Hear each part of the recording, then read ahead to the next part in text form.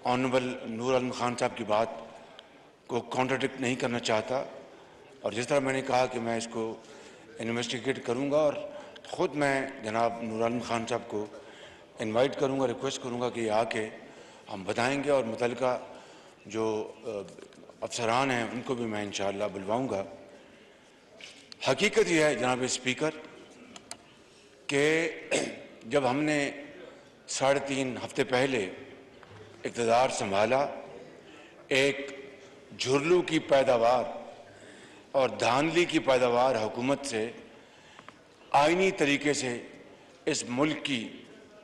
जान छुड़वाई, तो फैक्ट ये है कि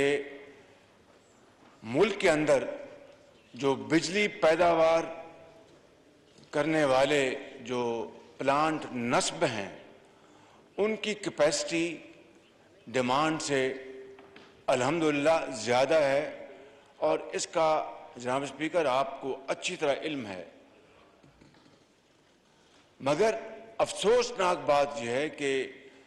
माजी की इस हुकूमत ने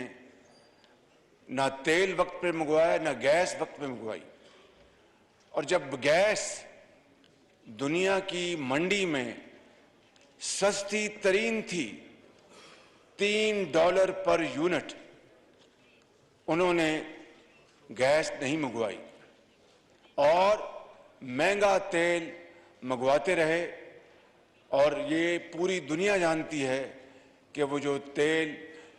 ऑयल माफिया है, कार्टेल है, वो हुकूमत के नर्व्स पे छाया रहा, और इस तरह सस्ती तरीन गैस हमने नहीं खरीदी और अरबों रुपए का नुकसान इस मुल्क को पहुंचवाया। इसके अलावा आप जानते हैं, आप माशाल्लाह मिनिस्टर, आप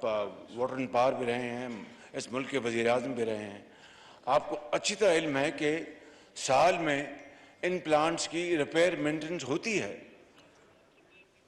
पिछले दौर में मियां नवाज शरीफ की हुकूमत में एक SOP बनाया गया था कि इनकी जो मरम्मत है, रिपेयर मेंटेनेंस, उसको सर्दियों में कराया जाए ताकि लोगों को लोड शेडिंग ज़्यादा तंग ना कर सके। मगर शूमी किस्मत, क्या कीजिए इस नालायक तरीन और करप्ट हुकूमत का, कि जिन्होंने इसकी परवाह नहीं की, और गर्मियों में वो प्लांट्स बंद थे जिसको अब हम आहिस्ता आहिस्ता चलवा रहे हैं, और गैस का भी हमने बिलाखिर इंतज़ाम किया है और इसके टेंडर हमने किए और इसकी गैस के हमने जहाज़ ख़रीदे हैं। इसके अलावा जनाब स्पीकर, आप यकीन करें कि 5,500 अरब रुपए का जो डेफिसिट है, जो गैप है, इस वक्त फिजिकल डेफिसिट, वो तारीख का सबसे ज़्यादा वो डेफिसिट है। और इन 3.5 पौने 4 सालों में जनाब स्पीकर, जो 2018 में पाकिस्तान के जो मजमूई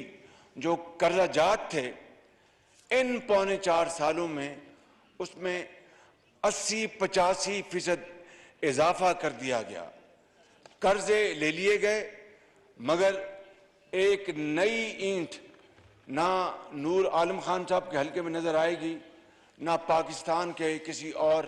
हिस्से में नजर आएगी। और उस हुकूमत ने कर्जे लेकर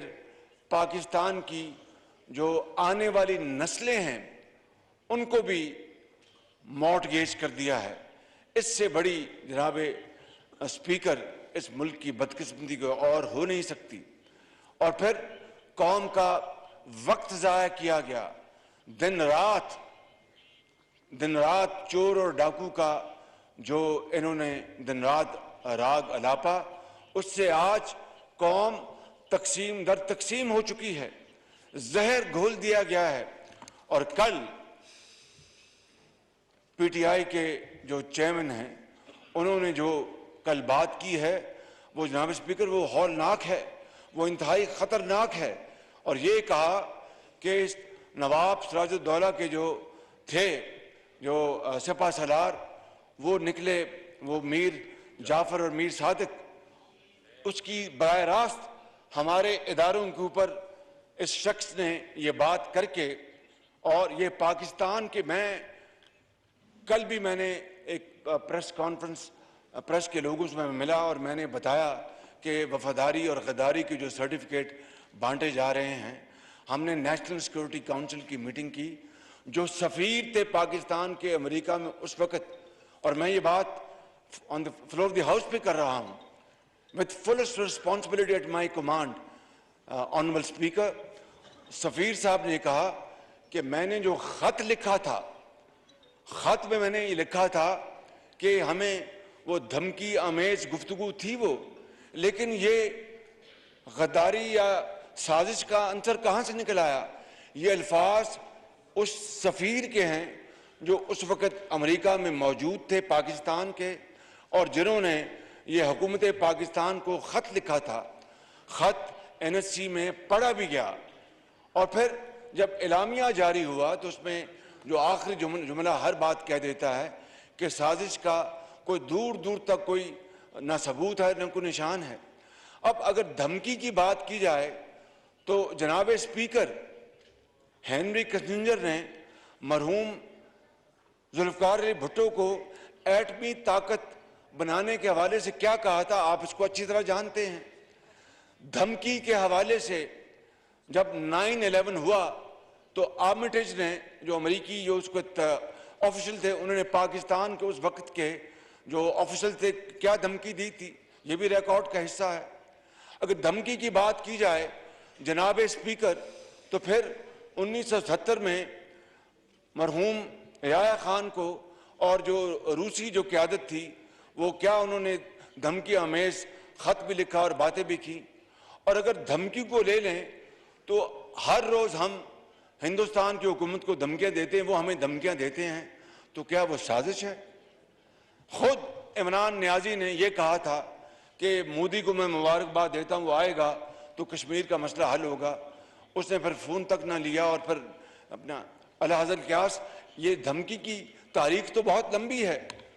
असल बात यह है कि उसमें साजिश का अंसर जनाब स्पीकर कहाँ से निकला। मगर कल जो इमरान नियाजी ने जो बदतरीन गुफ्तगू की है पाकिस्तान के इदारे के बारे में, और सराजुद्दौला का नाम लेके और मीर जाफर का नाम लेके एक मिसाल जो दी है, इससे ज़्यादा कभी हरकत कोई और हो नहीं सकती। यह मैंने कल भी मैंने जो आपसे अर्ज़ कर रहा था अभी 5 मिनट पहले कि कल मैं जब ऑनरेबल जर्नलिस्ट को मिला जो यहाँ पर भी कुछ मौजूद होंगे, मैंने कहा कि जो ये तमाम बातें करके मैंने कहा कि मैं ना साजिश की बात कर रहा हूँ इमरान खान के हवाले से, ना कोई और बात कर रहा हूँ। शॉर्ट ऑफ दैट आप जो भी कह लें, लेकिन कल जो उन्होंने खुद जो जहर उगला है इदारे के बारे में पाकिस्तान के खिलाफ, ये एक साजिश है, उस इदारे के खिलाफ एक साजिश है। अगर इसको आइन और कानून के रास्ते से ना रोका गया तो खुदा ना खास्ता जनाब स्पीकर, ये मुल्क अल्लाह ना करे मेरे मुंह में खाक, ये फिर शाम और लिबिया की एक बदतरीन भयानक तस्वीर बन जाएगा, जहां पर आज शहरों के शहर आज कब्रिस्तान का वो मंजर दिखा रहे हैं। लाखों लोग वहां पर मारे गए और वहां पर तकसीम दर तकसीम हो चुकी है। खुदारा ये खुदादाद मुल्क पाकिस्तान, हजरत कायद आज़म की अजीम तहरीक और लाखों मुसलमानों की जो उन्होंने कुर्बानियाँ दी, उनके खून के बदले ये पाकिस्तान मार्ज़ वजूद में आया है। आज अगर आप इक़्तिदार में नहीं हैं, आप तो लाडले थे, आपको बच्चे की तरह दूध पिलाया इस इदारे ने, आपको 3.5 साल उन्होंने, मैं जनाब स्पीकर आपकी खिदमत में और इस मुअज़्ज़ज़ ऐवान की खिदमत में अर्ज करना चाहता हूँ, बिला खौफ तरदीद के 75 साल में इस मुक़्तदर इदारे ने पाकिस्तान की किसी हुकूमत, किसी वज़ीर आज़म को इस तरह सपोर्ट नहीं किया जिस तरह इमरान खान नियाजी को किया था। ये उसकी बदकिस्मती थी कि उसके बावजूद भी ना कुछ सीखा, ना किया, ना कारकर्दगी, ना खिदमत की कौम की। ये सपोर्ट इस इदारे ने जो इमरान खान को दी है 75 साल में, ना इसकी मिसाल मिलती है, ना आइंदा कभी मिलेगी। मैं तो एक लाइटर वे में कहा करता था और कहता हूं कि इसकी जितनी सपोर्ट इस लाडले को मिली, अगर 20% या 30% आपको या किसी और को या हमें मिली होती तो हम इस मुल्क को इस तरह, जिस तरह जहाज उड़ता है इस तरह ले चलते अल्लाह ताला के फजल करम से। मगर इस तमाम तर सपोर्ट के बावजूद यह बुरी तरह नाकाम हुआ। और आज ना अगर मैं नहीं खेलूंगा तो किसी को नहीं खेलने दूंगा। ये रविश, ये कहां की रविश है? और जनाब स्पीकर, मैं समझता हूं कि कल जो उसने जुबान इस्तेमाल की है, अगर इसको आइन और कानून के दायरे में रहकर सख्ती से ना रोका गया तो खुदा न खास्ता इस मुल्क में एक बहुत ज्यादा एक भूचाल आ सकता है।